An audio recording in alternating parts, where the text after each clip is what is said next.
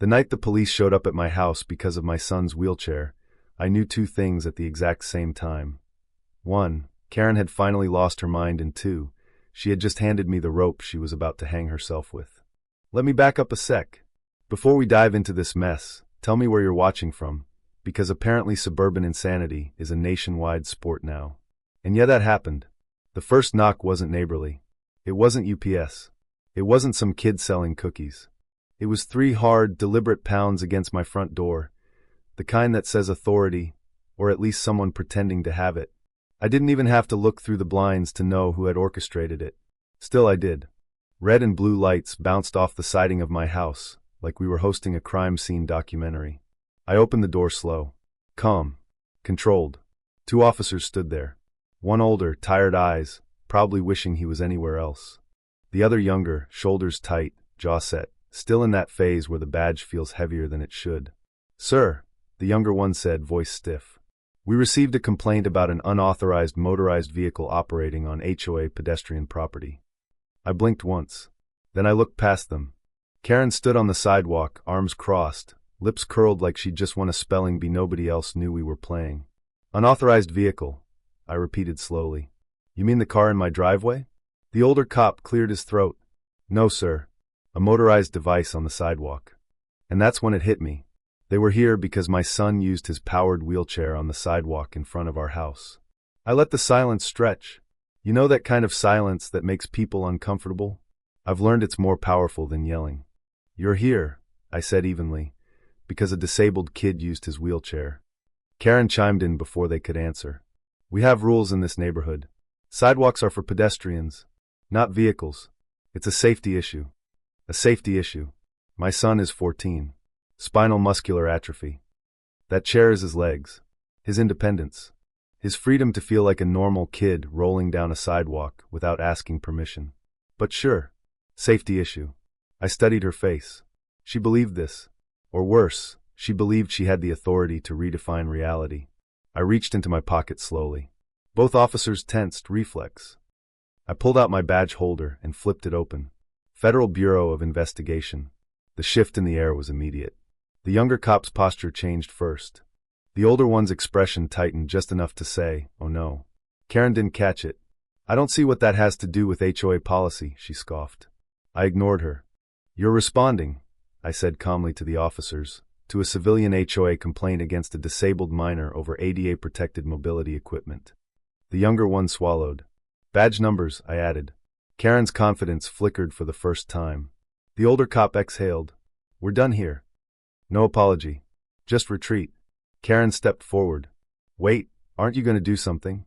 The cruiser door shut instead of answering her. I stepped closer to her, not threatening, just steady. This, I said quietly, is the last time you try that. For a split second, I saw it, uncertainty. But Karen didn't stop. Of course she didn't. Because this was never about sidewalks. It was about control. The next morning, there was a bright red violation notice taped to my door. Unauthorized motor vehicle on HOA property, $250. I actually laughed. By the end of the week, 3 more fines. $500. $750. Obstruction of communal walkway. On a day my son wasn't even home. She wasn't hiding it anymore. She was targeting my kid. And that's when I stopped reacting and started planning. Then came the twist. Saturday afternoon, I spotted Karen going door to door with her clipboard like she was running for mayor of Crazy Town. I followed at a distance. She knocked on my neighbor Tom's door. Retired Marine. Walks with a prosthetic leg. This isn't personal, she said sweetly. It's about keeping things uniform. Motorized devices are technically vehicles. Tom looked at her like she'd just insulted gravity. Safe from what? She turned the clipboard around. It was a petition to ban motorized vehicles from HOA sidewalks, which meant banning my son's wheelchair. I felt something settle in my chest, not explosive anger, the cold, surgical kind. I stepped forward. She saw me, smiled. I was going to discuss this with you later, she said. I pulled out my phone and raised it slightly. She heard it, the recording, her words, clear as day. You're trying to ban a wheelchair, I said, just loud enough for the neighbors watering their lawns to hear. Her face changed. That polished smugness cracked. That video spread faster than she expected. What she didn't know, And here's where it gets interesting, was that Tom had a sister on the HOA board, and she had been suspicious of Karen for months. Within a week, I filed a formal records request. HOAs are required to disclose financial documents to homeowners. Most people don't know that. Karen was banking on nobody caring enough to check. 5 business days passed. Silence. That's when I knew. I escalated, filed with the state HOA regulatory board, requested bank records, cross-referenced fines issued over the last 3 years. And there it was. Over $300,000 in violation revenue. But the violations weren't evenly distributed. They targeted the elderly, disabled residents, single parents, new homeowners unfamiliar with the bylaws, stacked fines, escalating penalties, foreclosures. And guess who was buying those foreclosed homes through shell LLCs? Friends of Karen. Money flowed into accounts that weren't HOA accounts. It wasn't power hunger. It was a business model. And the cops she kept calling? Turns out one of them was a buddy from high school. Certain complaints got priority response.